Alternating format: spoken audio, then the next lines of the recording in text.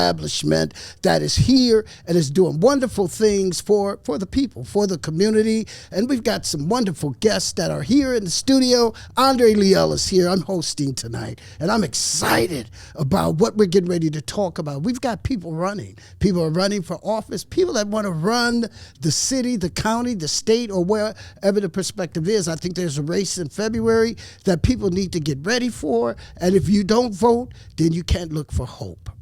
That's just how it is. And so I'm glad that I'm here, and I'm happy to ask these questions. So we've got Stacy Smiter, who's running for 5th District Alderman, and we have Mike Harper. I want to say Michael. Just say Mike. Yeah, you can say Mike tonight. Mike tonight. That sounds like a bumper sticker.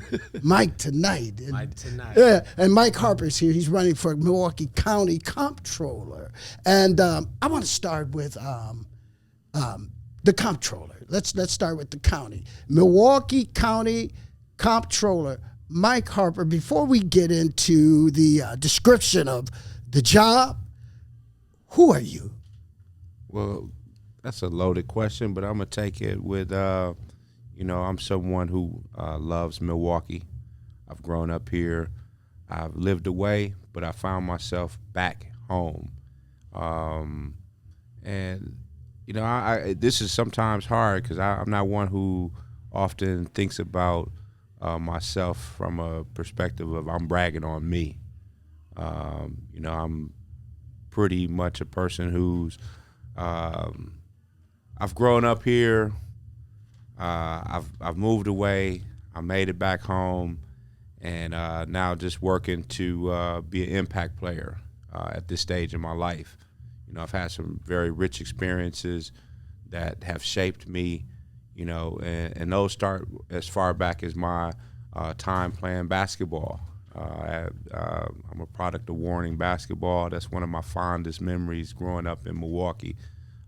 Is being a part of that fraternity of boys and men, and what it contributed to me as a young person, as it developed me as someone who is a servant leader, someone who's willing to roll up my sleeves and be someone who's serving in our community. And that's been in my DNA as well. I think about this being Black History Month, and I posted something today in honor and tribute of my Uncle Charles Harper, who was a member of the Commandos, who has been long in resting in power. But I think about his contribution and one of the pivotal events that took place in Milwaukee in 1968 after the death of Dr. King. He had a call to action. And I just wanted to celebrate that type of activism, that we still need in our community today. People who care deeply about the city, who are concerned about the challenges that we face, but also a champion for those that are often considered the least of these and left behind. So I'll stop there. I know I'm long-winded, but I'm just a person that is an everyday guy in a lot of respects. I work hard. Grew up going to Vacation Bible School reluctantly, but I'm somebody who also knows that faith has played a big part in my life and the places that it's allowed me to go and experience, which I can share more of that as we have a conversation this evening. Mike, how old are you? I'll be 52. Okay, and comptroller's job will be dealing with making a way for individuals and families.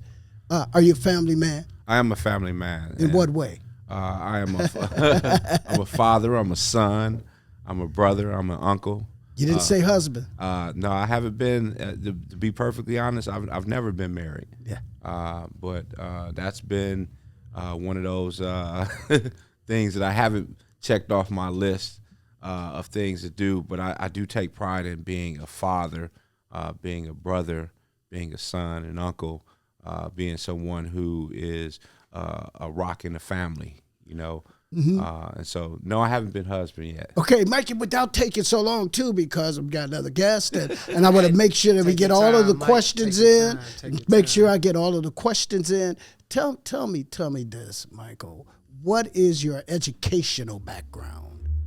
Great. I attended university school. Prior to that, I was a product of MPS. I went to McDowell from K through 5, 5th grade. went to Hartford over at UWM, and then ultimately to University School for high school. Left there, went to Miami University in Ohio, where I earned a bachelor's in science and finance. And from there, I went to work in Detroit, but then I took a stint and went back to graduate school at the Illinois Institute of Technology, where I earned a master's in financial markets and trading. So in my early part of my career, I actually worked on the trading floors in Chicago and in New York, actually in the pits. So when they still had the trading pits that we saw in trading places back in the days. Now, for those that don't know what the comptroller's job description is, because, don't get it twisted. People will call the alderman when they need to be calling the county supervisor. And they'll call the county supervisor when they need to be calling the senator's office. And sometimes they get an attitude when they can't get the answer that they want by calling the wrong place. Right. And the protocol is that they have to call the right place. So tell me, what is the job description of the comptroller? Sure. And guess what? They probably never call the comptroller. What do they call it? No, I'm saying they probably never call the comptroller. Call the comptroller. Yes, okay. yeah. But the role and the duties of the comptroller are basically the chief financial officer. They're responsible. That's the money person. Hey, that's the person who's managing the bag, as they say, exactly. Watching the bag, and so and protecting the bag. And so the chief duties are that of managing the debts of the county. Also to provide fiscal analysis and reporting on, capital improvements and projects that the Board of Supervisors or the county exec recommend for major projects that are undertaken. That they get into simple things or I call it simple, but analyzing whether or not we can increase head count in departments. So hiring, not necessarily in who gets hired, but is there the financial wherewithal to add, head count to the staff. And then the other thing that the comptroller is involved in is ensuring that the payments to the pension fund are made on an annual basis. So that's one of the biggest things that has also been controversial over the years for the number of things that have been attributed to errors and things that have taken place with the county's pension, which I served on the pension board for 5 years. Are you still there? No. Okay. I was done in 2020, but from 2015 to 2020, I actually served on the pension board. I was actually chairman of the pension board and chaired the audit committee as well. So that's kind of what gave me my inside scoop on government service, and I did that 5 years as a volunteer. Wow. I'm going to get back to you because I want to introduce Mr. Smiter. Smiter. Mr. Smiter with an M. Yes. Spell it. So it's Smiter. So for those of you that are taking notes, some of you will be taking notes. So it's Smiter. And it's Stacy Smiter, and he's running for 5th District Alderman. Lamont Westmoreland presently holds that seat. Stacy, introduce yourself. Who are you? Hello, everyone. My name is Stacy Smiter. I'm from Milwaukee, Wisconsin. I was born in Chicago, Illinois, but I was raised here. Been here for 31 years of my life. I'm 37. Who am I? Like Brother Mike said, that's a mouthful. I'm a father. I'm a husband. I'm a son. I'm a brother. I'm a friend. But the biggest thing, who I am, I'm a man before I'm anything. So that's who I am. And I grew up in some of the roughest neighborhoods here in Milwaukee. I was a product of that environment. I was in and out of foster homes, spent a lot of time in and out of the foster home system. So my path to getting where I'm at was kind of a little more different compared to most of everyone who's traditionally run it, because I had to bump my head and go through the hell's fire to get there and get back to get in this position to be in where I'm in. It took a lot of work, a lot of time, a lot of energy to get here. I had to sacrifice a lot, make a lot of different changes over the years to get here, but it's way worth it because I'm proud of the life that I have built with my wife and kids, and I'm able to hold my head high every day knowing that the sacrifices I made was way more worth it. I'm going to ask you the same question, Mr. Smiter. Are you a family man? Yes. In what way? I am married. I'm married to my best friend. Her name is Xavier. I've been with her for 12 years. We've been married going on 2 years now. this year make 2 years. I'm a father of 3. I have 2 biological and 1 stepson I've been raising since he was 7. And he's 18 now. And I have a beautiful 8-year-old daughter and a 11-year-old son named Micah. Okay. Give me the job description of an alderman. I said the same thing about the comptroller's office, that oftentimes people don't know the job description of the political office holder or the particular office you want to hold. What is the job description? All right, as the alderman is a twofold. You are both the legislative and also the manager, is what I call it. For a lot of people, whether I like to put it in layman's terms, you are the manager of that district. So your responsibility is to make sure that it's available resources in that district that you're overseeing. It's your responsibility as well to enact ordinances, execute those ordinances, but also make sure that the available resources are needed for the district, that you're bringing in businesses into the district. So you both have a legislative role, but also what I call the activist role, meaning that you're there to solicitate business, make sure your residents are being taken care of, and a problem solver. So you are the manager. So you have your CEO, and then you have each divisional manager who's responsible for making sure that that district is thriving, both from an economic standpoint and a growth standpoint as well. Oh wow, that's interesting. That and there's probably a lot more to it. And the more you get to do it, you do it. What qualifies you to be alderman? What's your educational background? Qualifications. What qualifies me to be the alderman is that I'm 18. I'm over the age of 18, and I am a Milwaukee resident, and I am not a felon. Okay. So that's the qualifications. But my educational background is I have my bachelor's degree in business administration with focuses on economics and finance, and I also have my associate's degree in quality management. And basically what a quality manager is, they're responsible for problem solving.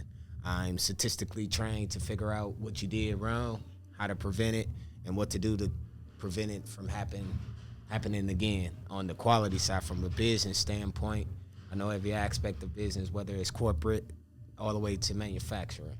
Well, you got a tough position that you're coming into. It's the city. Potholes, horrible. Yes. Trash pickup in the hood, horrible. The cleaning in the alleys on for the city and places like that, not good. I use a word like horrible. Those that are down in City Hall may not like that word, but it's not good when you live there and you have to constantly do that. How are you gonna help with that? That's a very good question, and that's one of the things that I'm looking to address is the infrastructure and the budget for the Department of Public Works. We had aldermen state that they didn't have enough funds in the budget to actually allocate the funds that's needed for the aldermen to be able, not the aldermen, but for the Department of Public Works employees to collect the trashes properly. Also with the alleys and the sidewalks, with the potholes, they said we don't have enough money in the budget, but we actually do. As long as you take away from useless spending in one department, you can allocate those funds into another department. So what I would like to do is address looking at the budget. It's 297 pages, but each one of those pages breaks down what each department needs. And if you base it off of the fiscal year before of what they used, and if they didn't use the funds that were allocated to that department, it frees up that money to be able to allocate it elsewhere, because now you have the physical evidence to show that, hey, okay, these funds wasn't used here in this department. We're not just going to let those funds sit there. We can reallocate it to a different department, and just basically addressing it in that manner for one, and then two, making sure that it's getting executed. We're making promises, but we're not executing on those promises. Yeah, yep. And I'd just like to state for the record that the views and the opinions of the guests are not that of the host or the people operating this fine establishment here. But this is just a podcast giving opportunity for voices to be heard, faces to be seen, and for you to collect the necessary data for you to execute your right to vote. That's what we're talking about tonight. Mr. Smiter, Mr. Harper, here's what I'm impressed with. And I don't have any invested interest in any of the candidates that way, so I'm very neutral at this point with it. I have my opinion about things, but that's not why we're here tonight. I want to get down to knowing you all. I'm going to ask some questions that might make you a little bit uncomfortable, but just to let the people know who you really are, the work that you're really going to do, and why they should select you as the next person to take on that position that is there. So let me ask this question. If it hasn't been fixed or dealt with by now, why do you think you are the one? Brother Mike, would you like to answer that? Or would you like me to go? Go ahead. That's a very good question. I don't have the magic wand, but I do have a plan. You know, it haven't been fixed because we haven't held anyone accountable. When you're not being held accountable to fix it, then you're just put on the Band-Aid solutions. And I don't have a quick fix, but I have a plan to at least address it to get it started. So the first thing we need to do is make sure that we actually are addressing the issue and sitting down and coming out with the plan. And then after that plan, execute the plan, implement the plan, and hold it accountable. Mm-hmm. So that's when I'm going in. I don't have a magic wand to fix it, but I do have a plan to get in, at least to lay the foundation and hold my other 15 colleagues accountable to make sure that we get it done. If we say we're going to do it, we got to live by it.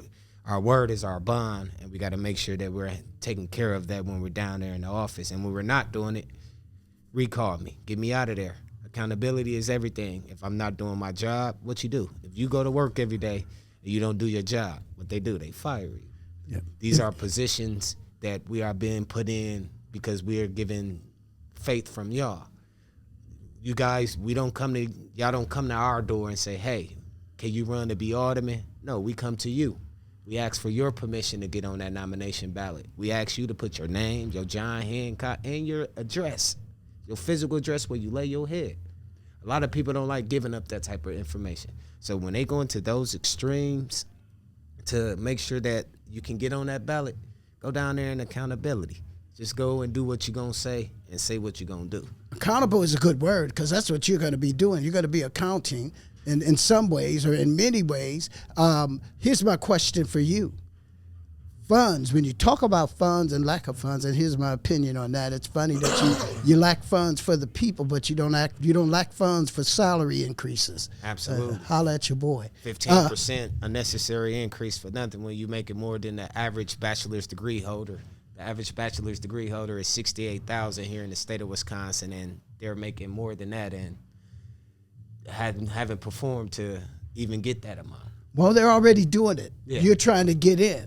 So you'll have access to that. So when you're not doing what the people want to do for the amount of money that you're going to be making, how are you going to handle that? Because some of them may think that they're doing the good work and the job and they deserve the pay that they're getting. And I can't say that they don't because I haven't studied what everybody is doing. But I do know that aldermen get paid a very decent wage. Absolutely. Absolutely, they do. But I always tell everybody, if you're looking in this for a compensations reason, then you definitely don't need to be selected as the alderman because this position, as well as the comptroller, is that of service. You know, we are running to be the service to the people, and the compensation is a benefit and what I call it's an extra. You know, of course, what you do, everything you do in life isn't free. But also, too, to me, if your focus is making sure that you get that salary that they're getting, then you're not for the people. You're exactly. Not for the cause. Because I would do this if they were offering $0 because of the fact that I'm a successful real estate broker. I do pretty well in that, and I make more than what they make here as aldermen currently and what they will be making come April of this year. So, to me, I'm in this for the position of service. I asked God and I asked the man upstairs that, hey, if you bless me with a few things that I was asking for as I was going through my journey to get here, I told him that I was going to put my all into this race. I was going to put my all into serving my people because this is a position of servitude. When people say, well, when you look up the word servitude, that means slave. No, it's not. It's not to me going in looking at it from a slave's perspective, but from a service. As aldermen, as mayors, But what's wrong with working hard for the people? Right. With being a slave, to, the people. Working for the people. That putting the hard work, sweat equity in for the people. That's what you want to do. If you had to use a word like that, Mike Harper, with the budgeting and the lack of funds that come to our community and our neighborhoods for things that we need to get done, how are you going to point out just where money's been misdirected or money needs to be directed? Well, it's excuse me. I appreciate that question. I mean, the challenge has been one that we've understood for a long time, which is scarcity, and so economics is about scarce resources. However, what we've lacked is individuals and folks who have been in positions who have been advocates for ensuring equitable distribution and redistribution of ultimately the taxpayer resources. Now, there's another fundamental challenge that we haven't really broached over a long period of time is how do we create new money? See, the new money conversation is a little bit more challenging because it does depart from the way we've always done things. And if we're being honest with ourselves, we want new money. We want new opportunities. So a part of the conversation has to also include, what we are doing or what we can do to create new economic opportunities that more people can participate in. The current budget's about $1.5 to $1.8 billion, allocated over services. We're the honest thing in Milwaukee County, we have a fraction of the workforce that we had 20 years ago, but we still have to maintain the same level of services that we've always provided for the taxpayers. So you have already overextended, resources in terms of the people that have to deliver the service on a, annual, monthly, weekly, daily basis, to the county. So asking the people to give anything back, they're already giving all that they can just to maintain what we have. So the next part of what we have to start thinking about, even after we've gone through increasing what is quote unquote the sales tax to provide other counties money that we don't see redistributed back to Milwaukee County, right? We generate it here, but we still only get a fraction of what we are generating. Right. We got to just realize that the equation of more still works better than less, right? Mm-hmm. And so we still have to be thinking about, okay, in Act 12, there's an innovation fund. $300 million is supposed to go to this innovation fund. How can we share resources that reduce our operating expenses that allow us to now invest in those critical areas, right? And so once we produce it, where are we going to invest that? And that's where the capital improvement committee that works with the comptroller's office sits down and says, here's the 5-year plan. This is what we should be allocating that's going to produce a return on investment that the taxpayer realizes and has real impact in the lives of people, right? And so those areas that are within the county's purview are human services, parks, arts, parks, cultural attractions, transportation, largely transit for Milwaukee County Transit, public safety, which is the house of correction and corrections facilities, and then the final thing that we also make investment in is just, as the young man says, in infrastructure. So we've divested in a lot of our assets, like the medical health complex. We've divested and we've sold off assets that we've used, but now we see what the impact of government getting out of mental health is produced, right? A whole nother, social crisis that we have to figure out. But we still have the cost associated with that. So was that, so we got to think about how we are engaging in the decisions that are made. And so the important thing is having people who are going to be reporting back to the community of how important some of these things are and how we stay involved and at the table. Because right now we don't have any representation of the interest of the community at the table, per se. We have some token efforts done, but, at the end of the day, we just hoping that we can keep this door open so that we can, get some of these changes that are hard to do done. Change is hard. You know, we sometimes go in naive, thinking, oh man, but you got to build consensus. You got to have some people that you can coalition with and collaborate on some things with to get it done. So I'll pause there. No, and talk, because we're here, we're rolling until they come and say, Yeah. don't roll. And I think we're rolling good. I'm really excited, Yeah. excited about it. Now I want to go a little deeper. Milwaukee is known for negatives when it comes to the black community. Right. As you all know, I'm an urban gardener. I work with young black boys, and restorative justice is one of my daily practices, and we're having great success with that. I think we don't accentuate the positive enough. I think that they talk so much about the negative that they don't see how good we really are. We got a lot of really, really good people, got a lot of good young people, and the few people that do it make it kind of bad for us. How are you going to help deal with violence? Let's go there with the violence. It's how you going to help with that? Depends on what type of violence are you talking about, because when we say violence, are we talking about the Let's start with domestic abuse. Domestic abuse. Let's go there first. Oh, that's a very good question in regards about domestic abuse. Because if you're a man that hit women, then you can't answer that question. I said, if you're a man that hit women, you can't answer that question. Oh yeah, unless you're going to be honest. Yeah, well, I don't hit women. I'm not a woman beater. You know, that's a realm that the aldermans, to be honest with you, we don't really have in control in regards about the domestic violence piece. But I am a firm believer in we do need to have stiffer laws when it comes to that. I got 7 sisters, and excuse my French, I'll be damned if I'm the little big brother. I'll be damned if I'll be cool with a man hitting any one of them. So to think that that's acceptable practice, real men know that ain't cool. What about guns? What about guns? And the accessibility of guns in our city.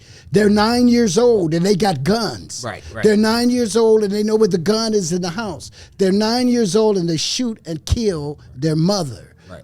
What are you going to do about that? Well, from a local standpoint, because that's where most of our field work takes place as the aldermen. From a local standpoint, I am in agreement with us pushing for the state to get tougher on the laws. Now I get it, everybody want to abide by the Second Amendment, right to bear arms, but I do firmly believe that we need to have a little bit more checks and balance in place when it comes to that, because of how accessible they are. It's like you sneeze, you look up, there's a gun right there, and that's the reason why a lot of foreign countries would never try to invade the U.S. soil, because they worried about us having the guns. And I do believe in making sure that we have stiffer laws in place to protect that in regards to mental. Make sure that, you ain't got nothing on your background that hurts you from a mental level standpoint. And also the waiting period.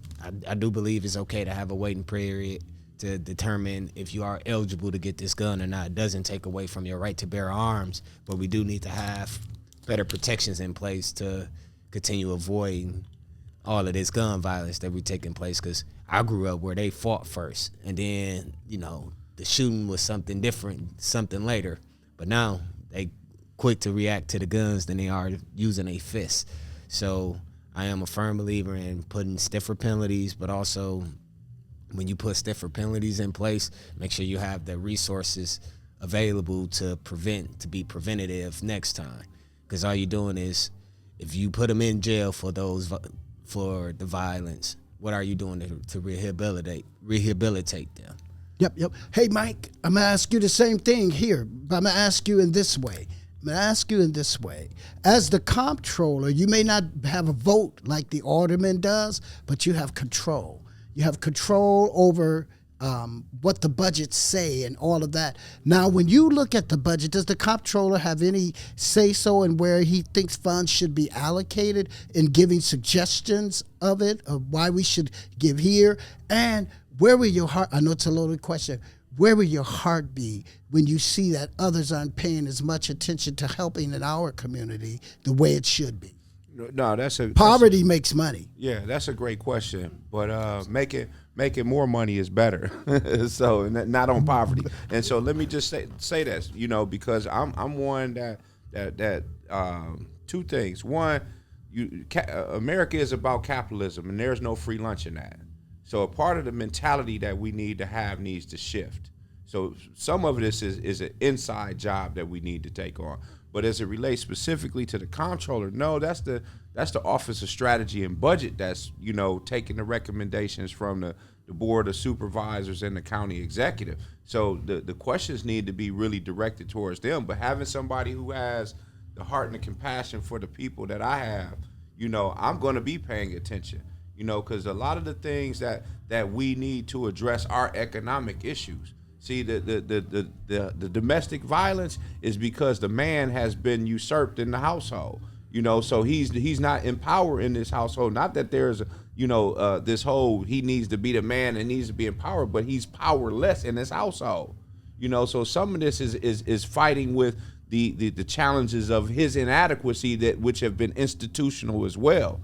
So when we think about dealing with some root causes, it's the work that yourself, Andre, dealing with the young men, things like Pastor Lanier is dealing with, putting together with his organization so that we can start to have some healing and reconciliation. These ain't political things. These social emotional challenges that we continue to see festering in our community, but they do have an economic button that they need to be attached to as well, because there are resources that we need to have going specifically to men's needs, outside of their economic needs. Their social and emotional health is something that needs to be addressed as well. And so that's work that doesn't have to do with any of these elected positions per se, but we do need to be encouraging these conversations with the people who are making the decisions about where the money goes in the Office of Equity and where it goes in the Department of Aging and Human Services. And to be totally honest,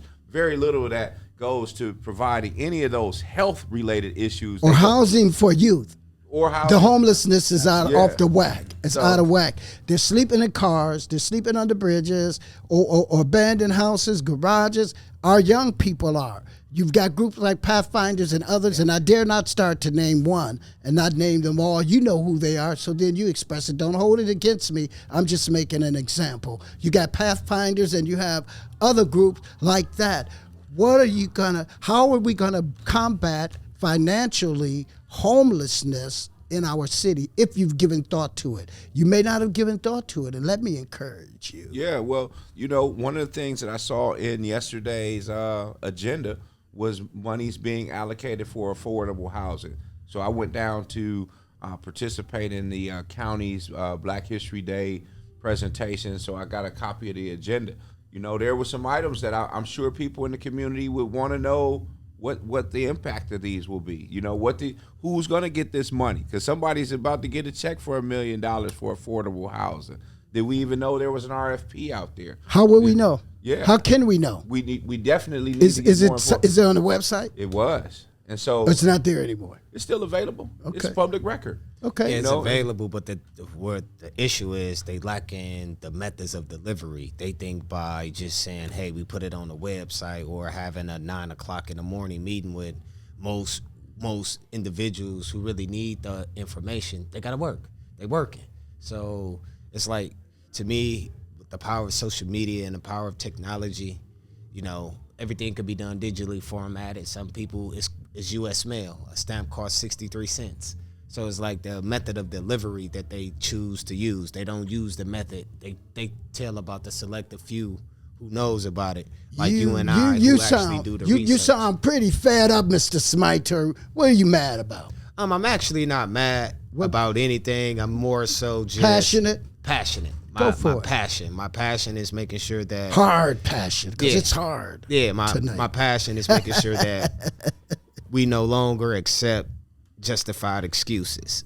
You can always have a justified excuse, don't mean it has to be accepted. And for the last 30 plus years, we have accepted the justified excuses because the lack of resources, the lack of money is put in place because we're allowing the state to tell us how to maneuver and operate.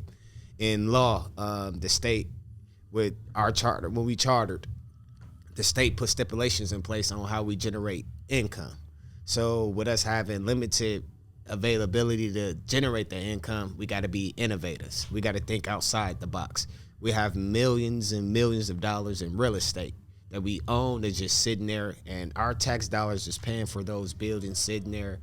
And we can actually, if we were thinking outside the box, we could either reallocate those funds by updating those buildings and renting them out and collecting a fee off of it, and or selling it all out and collecting the money off. A prime example, we have prime real estate by Potawatomi Bingo Casino. All of that vacant space right there. Do you know how much that just in value that land itself is worth? $40 million. But we're paying for that space for tax purposes. So if that value of that land is $40 million, imagine how much in property taxes we are paying for.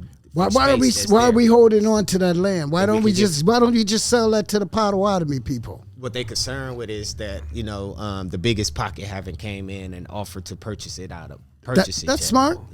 That's smart. That's smart. I mean, but I'm gonna say this. No, that's not smart. No, I'm just gonna say this. I mean, the key is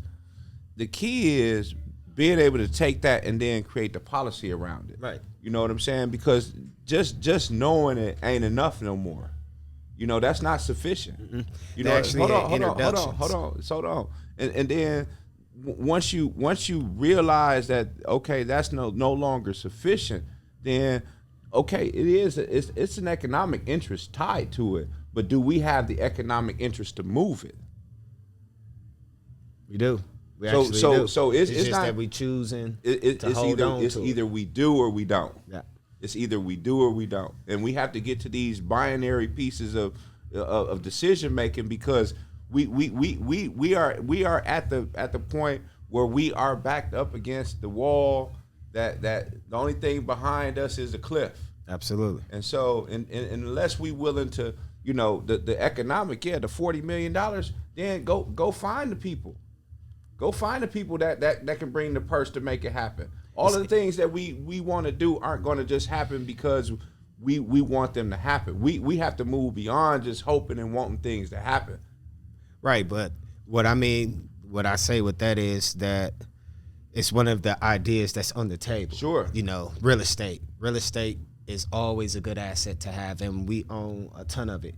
We own a ton of it, and we do have the available resources to execute the need, execute the want, and actually have the potential parties in place that it's willing to take it on. It's just that we're not. We're more so, and I'm going off of a study plan that I looked into that the Milwaukee Business District downtown presented to the mayor and to his party. They presented to them many different scenarios of being able to regenerate money here in Wisconsin and Milwaukee specifically. When you say his party, what do you mean? Do you mean his staff? Yes, the party. His staff, I meant to say, not it's party. His staff, because the party would be staff. Democrat. Yeah, no. I didn't mean to say. And you said that as party. If you were separate from that. Yeah, no. When I was saying party. Are you a Democrat? Am I a Democrat? I don't affiliate myself with any particular. You don't have to answer that association. Question if you don't yeah, but I'm open with it. I'm not. I'm a firm believer in the people. And when I get my We Energies bill and I got to pay my mortgage every month, it's not asking me am I a Republican or am I a Democrat. It's like we get so tied up into if you're a Democrat or a Republican, and I'm just going to be blatantly honest with everybody. Democrats and Republicans were the biggest slave masters.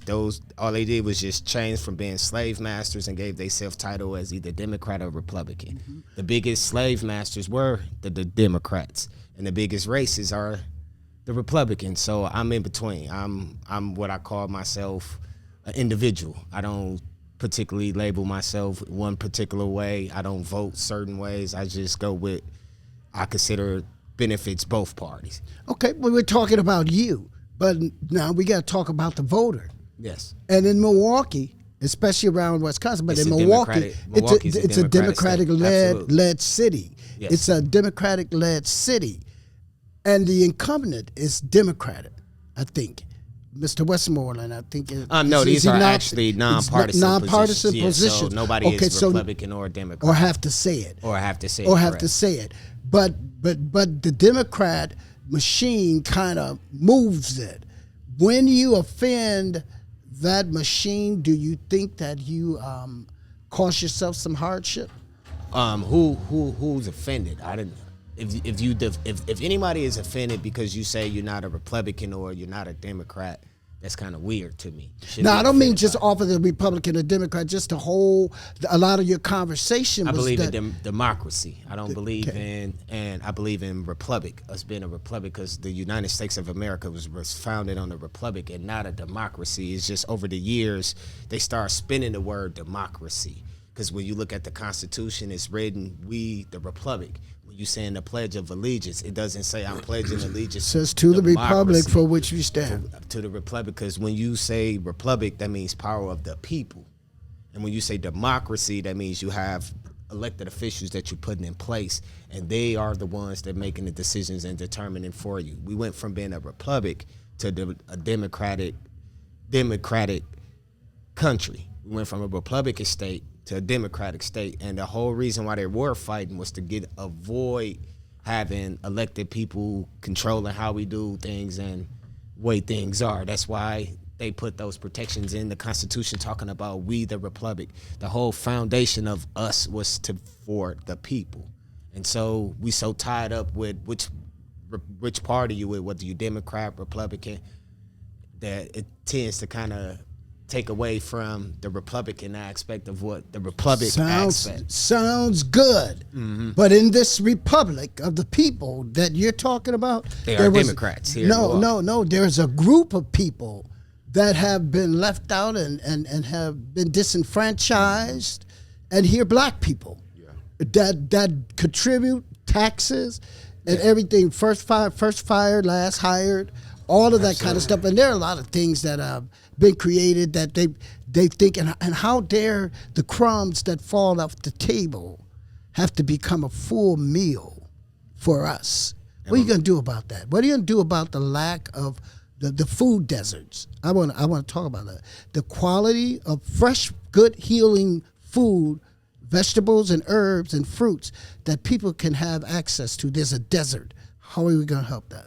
I'm a strong believer in, when they're not giving us the resources, how we do it. We create our own. There's nothing wrong with us being able to have our own gardens, and it's a lot of people. I got a lot of neighbors that does their own vegetables. We have a lot of land available to where we can create community gardens, because let's just be honest, the products that we're buying from these grocery stores is what's killing us. And us being able to be in position to grow our own fruits and vegetables and not worry about having all of the pesticides and all of that. We know what we're getting and we know what we eat. And I'm a firm believer in us being self-sustaining, so that we are not relying on other people, because when we're relying on other people, we get what we got now. We've been relying on other people so long that we have forgotten that, hey, we can do it on our own. It's funny that you say, not to cut you off, but funny that you said relying. That means we keep doing it over and over again. we relying. Mike, what you think on that? Charm in there, because you look like a carrot eating man. Like you like this broccoli and cheese. And Brussels sprouts are real good for you, but go for it. Yeah, Brussels sprouts. I mean, not without the cheese, though. I mean, the food desert is now being married to the prescription deserts that are being created. Yes. So again, these are just the symptoms of disenfranchisement, Brother Andre. And so as Brother Smiter is saying, some of this is just us realizing that we got to do for self. We took it out of schools, Mike. Yeah, I mean, we took shop out of school. We took home ec out of school. Those self-help things. What was that one class that? They used to help you. They used to teach you how to cook in the home ec. It was called home economics. Economics comptroller. I didn't know how to bake. I didn't know how to do any of that. Do we use the word economics in the black family? We do not. Do we talk economics in the household? We do not. We do not. We do. We use one term. Gimme. We broke. That's I thought you said gimme. Yeah, well, that's two terms. Those two terms right there. but this is where what you're doing again with the young people and the financial literacy and financial education is so vitally important. I used to on Sundays when I lived in Chicago, we would have called cash flow Sundays. we would play the cash flow game from Robert Kiyosaki, Rich Dad, Poor Dad, and I would invite people over to my house on Sundays, and I have people from noon until 10 o'clock every week for months, you know, and there was an opportunity to really just see where people's financial IQ was. You know, do they really understand an income statement, a balance sheet, a statement of cash flows, basic home economics, right? How you managing your household? We think the check cash in place is a bank. So, you know, and so when we start having conversations about more advanced or sophisticated financial things, investing, and, you know, just being able to say, okay, I want to start my business. These are foundational things in terms of the wealth creation bucket that we just haven't had those dinner table conversations, you know. So these are, you know, still things that we're starting from ground zero, introducing to, you know, our families, you know. And so I mean, you asked about food deserts, you know. We have to be able to invest in quality food. Quality food is not cheap. It's not cheap at all. You know what I'm saying? And you know, I got 28 acres of land in Mississippi. I don't know nothing about growing nothing. So let's take a trip. So I said I was just gonna get me some goats. Let's a lot of money with goats. Yes. So, but I figured I'm gonna start with something that's a little bit more manageable than trying to figure out how crops, you know, grow and fail. But a goat, Mike, you're gonna get 28 acres of goats. Well, I'm just gonna get a couple acres of goats. The other acres are gonna be solar farm. Okay. You know, so when we start thinking about where we're moving, you know, we got to start thinking about how we invest in where we going, not just where we at and where we been. At that moment, you know, so when I think about, you know, there's natural energy that we can get from God, from the sky, with the proper equipment to run and operate our houses. Why are we paying such extreme electric bills? And why does man have the ability to turn your lights off simply because you can't pay when God has provided free energy? Put it up on the roof and you can light it up. Hey, capitalism. We're a capitalistic country. But God said also, man don't work, he don't eat. You don't eat, right? You know what I'm saying? So you know, you got to do a little work to even with all his provision, you know, God still requires us to work. What does that have to do with what I just said about the food and solar, Mike? Well, we bringing it back because you said God gave us some free energy, but but what I was getting to was even what you're doing with the fork farm. You know, but continuing to introduce people to hydroponics and vertical farming. You know, things that are accessible. You can grow food in your house. Let me just give this tidbit. It's not about me, it's about you. But you can grow food in your house simply with styrofoam cups. You can start with styrofoam cups. You learn that in home economics or something like that, as well as those plants and planters that you have. You got to find out the plants and things that you can grow in sunlight, the stuff that need more dark light to it, and you can place that in your house, and you can always have food. How do we make sure that people always have access to food? Well, some of it is really understanding that is two things. We have to have a mind shift and a heart reset. See, some of these things are just matters and issues of the heart, you know. But we still have to open the mind up so that we can at least deposit the seeds that they need to empower themselves ultimately, right? That work is, we breaking up ground every day, Andre, you know, just to plant seeds in the lives of people, just so that there's some hope in their lives. You know, that work is something that, as a comptroller or not, has to continue. See, you can't, this has to be bigger and beyond just the position. You know what I'm saying? Because the work of people is something that happens every day.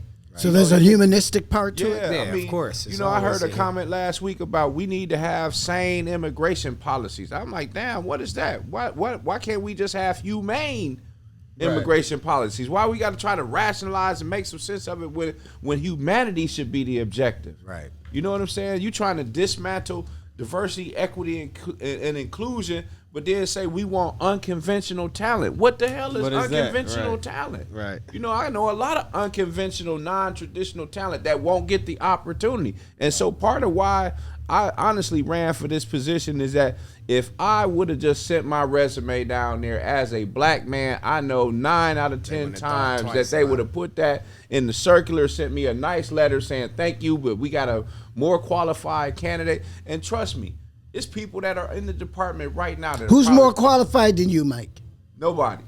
And I like to say, what about you, Mr. Smiter? Qualifications, I tell people, that's a very loose word. The qualifications is you just have to be a U.S. citizen, you have to be born, you have to live in that district, and you have to not be a felon. So, but no matter how loose it is, you say what you mean from your perspective. You don't have to be loose. You got to keep it tight. Listen. Absolutely. And I'll share this that there are people that are on that staff that continue to do an exceptional job. The thing is, they would not run a campaign because it's an elected position. So all of this pageantry about the job is because it's an elected position. But there are very capable people that I will be working with that are already on the staff. This is that's just a management position at the end of the day. I'm still relying on those 62 other people who have been doing the job as long as they have to continue to do that and be willing to do some things that they may not have done so that we can improve the benefit and the resources that we provide to taxpayers. And they're probably hoping that the person that'll come in, if it's not the old boss, that the new boss that comes in will be able to either bring some better stuff or allow them to continue to do the work that they've been doing. What are you going to do about the resistance, Mike? You're a black man coming into the CEO position of money of the city. I know we got the mayor, the county exec, so it's a good time because black men are doing things, but what are you going to do about the resistance? It's so cliquish in this city. You're going to be met with the cliques. Well, how are you going to handle the cliques? Not the Democrats and the Republicans, but the cliques. The cliques is bigger than them. You know the thing that I learned in the volunteer capacity. Again, I volunteered for 5 years. Is that the art is one of being able to build consensus. It's an art to being able to get people to do what they wouldn't otherwise want to do, but you have to appeal to individuals' own self-interest. That just becomes a part of it. It's gonna be some people that I don't care for either. And that's okay. We can agree to disagree, but I'm gonna season it with some understanding and realize that it's still a job that got to be done. So it ain't about first. Yeah, it's not about all of these other idiosyncratic personality things that people want to go through. I'm the man that no one sent. Didn't nobody tell me that I should run. I made a decision of my own. So I don't owe people like that. And you made that decision I gotta say this, 9 days before your 200 signatures, 500. Your 500 signatures needed to be in, but you raised 900 signatures, 747 got validated. Yeah. I think that's incredible that you did that in 9 days. And I think that that's something that people that can look at and say that's sort of some sort of introductory proof that you can get the job done. Right. That it don't take all day and it won't take you long, that you'll be attentive and you know how to give it the necessary energy and passion to get the job done. And I get that feeling from both of you all, Mr. Smiter and to Mr. Harper. Andre Lee Ellis, I've been your host. I've got one more question before we wrap up. I've been your host. I'm here with Mike Harper, who's running for comptroller in Milwaukee County. Yeah, and then Stacy Smiter, who's running for 5th District Alderman here in the city of Milwaukee. And I waited for this question because I thought it'd be important. They closed down the mental health hospital. There are a lot more people walking the streets. If I'm riding on the expressway entrances, I see a lot of people. Now, let me tell you, I see more of now old women, 60 and 70 years old, standing out there in the cold. And I'm thinking, who is the person that has the emergency vehicle? I know we've got a group that ride around and pick up homeless people that are cold, angels. But who is the person that does that? The mental health is a big deal, but we keep pushing it back on the burner. Now it's coming out more and they're talking about it more because now, after COVID, the therapists need therapy. The pastor need a minister. The doctor need treatment. Because COVID didn't play with anybody. It attacked whoever, whatever, wherever it came from, whatever it was. Mental health. What kind of concentration should we be given to mental wellness? I'm a firm believer that without having a sane mind or just a balanced mind, because we all have little offness to us at times, and to me, that is one of the major issues, is that our mental health, and especially with our teens, is what's the driving force behind a lot of this high crime, a lot of the I don't give a F attitudes from them. And even from us, is because of the fact that no one really truly addressed it. When it was a cliche. When you hear mental health, it becomes a cliche, and or they brush it up under the rug, especially in the African American communities. We just think, oh, that's him, that's cousin Bob, he always act crazy. Or we think that we don't need therapy, or we don't need to go talk to someone about our problems because of the way that we were mentally challenged growing up, that as men, why are you crying? So we fought ourselves a little bit for it, but now that it's a forefront because it's open, it's there. And you can't deny it anymore. You can't hide it anymore. So once now that it's open and it's out there, now it's being addressed. But to me, it should have been addressed years ago. They definitely shouldn't close down the mental health complex because of the fact that I get it, you was having some issues, but you changed the SOP, the standard operating procedures first, and see if that combat and fix the issues. And then you actually need to have the staff. They were understaffed. They didn't have enough staff members. And third, and most important to me, is that prior to them doing that, they should have, I'm big on risk analysis, seeing what will be the domino effect if you close that. And look what the domino effect is. Anytime you get off the highway, anytime you're going up Appleton, anytime you're going up Fond du Lac, Capitol, you see them. And most of them, they suffering from a mental issue that they don't have control of, because 9 out of 10 times they don't have the adequate resources or medications needed. But then we have issues where they're getting killed at Starbucks and stuff like that. Wow. So I definitely think it should have been the number one priority. Go ahead, Mike. Yeah, I mean, brainstorming last week, just had a panel on mental health last week, and it is something that society is come face to face with in a number of venues. And I don't have the answer, but I did pick up this book last week called Madness, which was featured on Good Morning America, and I got it from my dad and I. We usually exchange books, and it talks about mental health in a Jim Crow asylum, a Jim Crow in Maryland, and this is a 1,500-acre facility that was closed in Maryland. You go through Belleville, Michigan, another facility. They've been closed in mental health facilities for decades. What we've seen is just the increased amount of social and emotional trauma that has, now become so prevalent in our society and reaching younger, ages into our communities. And we need to start just thinking more collectively as more compassionate people on how we address this today. But I don't have the answer today. But I know that there are resources that the county provides from a human services perspective that we can certainly audit to really consider how we can better utilize resources to address these things in our communities today. Right. And so what I want to ask you here is this here.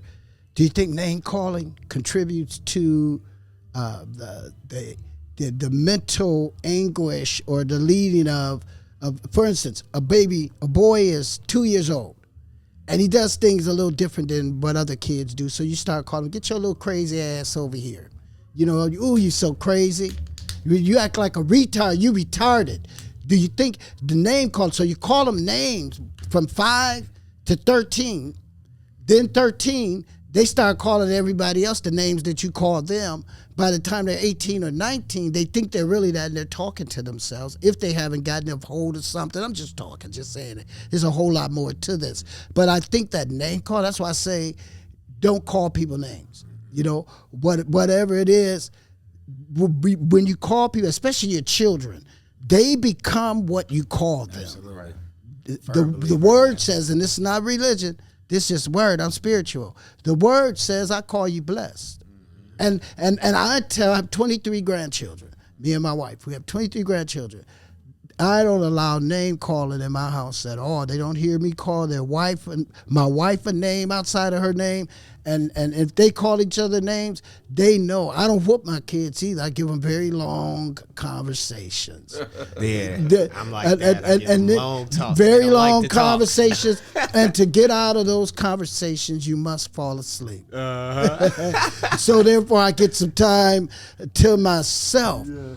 But I think that the fight for mental wellness has to be increased. Yes. But there's a lot more stuff that needs to be understood in our schools. Teachers have children that have special needs right in the classroom with kids that are not having those needs, but they have no help in the classrooms. So when you talk about mental wellness mixed in with education, isn't it mentally traumatic for teachers who go to school every day? And I tell white teachers all the time, because I work with the school system, I work with a lot of people, and I tell them, you went to college, but college can't teach you about the white hunky bitch syndrome. What you gonna do when he call you a white bitch? You know, that then you realize I might be a little racist. And I say that because most of the teachers in MPS are white. They can't find black male teachers. How are you going to get more black male teachers in the schools to teach our children at the schools that are outside of the neighborhood that they can walk to? And they're going a long way to recruit, teachers from Africa right now. Just to, but they're having to send them back because they can't comprehend, or they can't teach what they want fast enough because they got to learn the American way first. Right, so a lot of them are going back. They're not here. They still have the shortage. Still have a shortage. Yeah. To me, it's the stigma. It's the stigma of a lot of teachers feeling overworked and underpaid. I got a lot of friends that are teachers as well that play in the kickball league with me. And that's what they saying that their issue is that, they getting overworked with 30 plus students with 30 plus different personalities, and you're telling that teacher that they can't say nothing to your student, to your student, because they're worried about your parents coming in saying something to them instead of keeping it separate. We have a lot of parents that want to be their kids' friends, and when it's time for the disciplinary action, they don't want to do that. They always, what your teacher do or what your teacher say. I've experienced it firsthand growing up, that a lot of my friends' parents was that way, and couple of my friends now, that's how they are with their kids in the school, and most of the time we know your kid is doing that. So we need to definitely better the relationship between the parents and the teachers. And also too, I'm big on compensating people that are willing to watch your, excuse my French, badass kids. They're, when you're a teacher, you're putting yourself in position to want to teach and train kids. You want to give them that jewel that you and we don't want to be teachers. Otherwise, we'll be the teachers. We're not trying to teach them the educational piece. We're trying to teach them the life piece.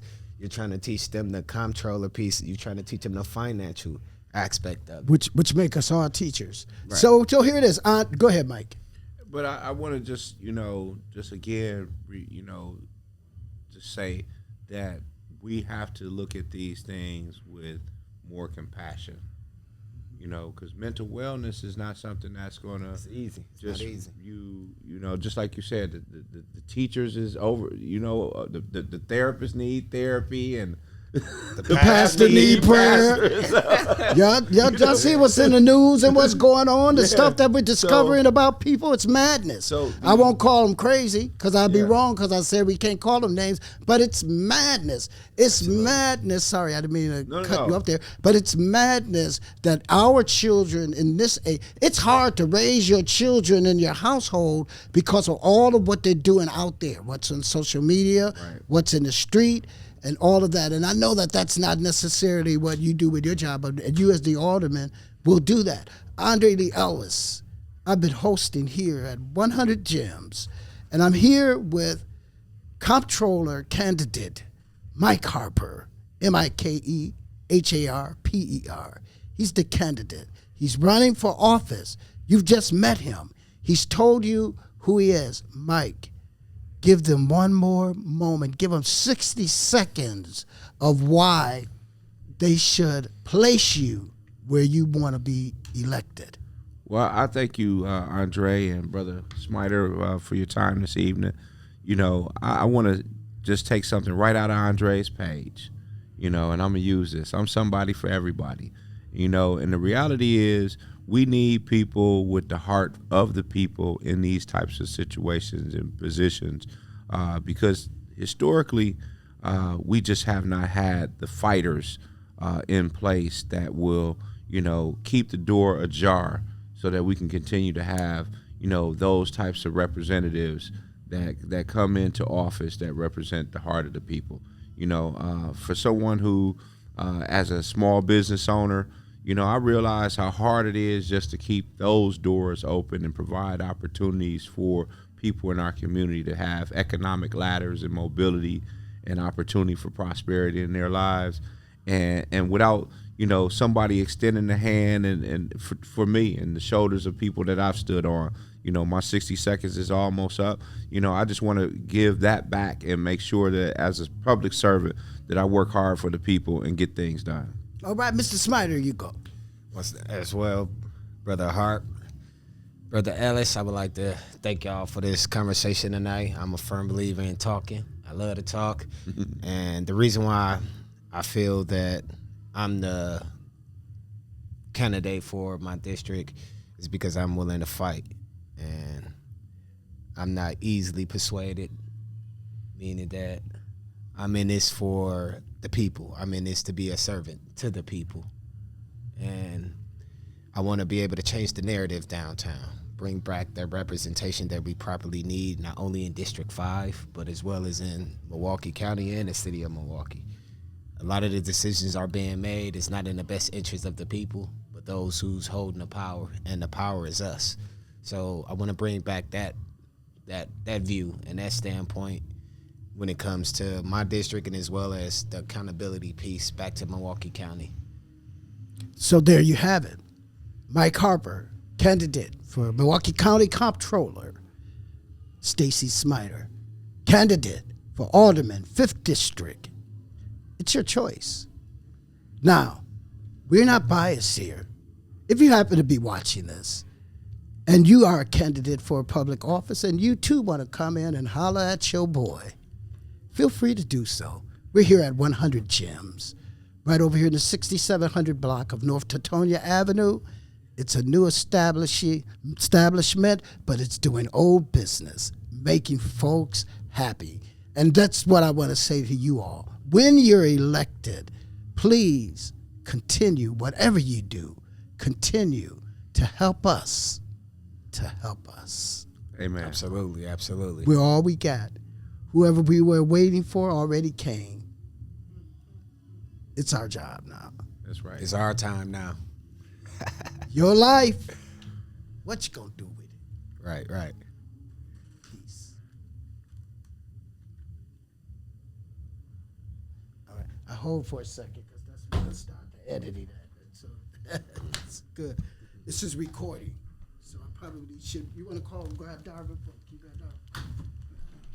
That's good. Is that all right for you all? Yeah, I appreciate that. Y'all feel good appreciate about these it? conversations. Yeah, Charlie. Like I was talking with Brother Moore. I was telling him, you know, when you're coming in, when you're looking to change the norm and stick to what the tradition is, you always have resistance. You always have people looking to make sure that you don't win because What they I don't did, want the peace Darvin, changed. when I ended, I didn't know where to push it, but I held my position so you'll know where the conversation ended.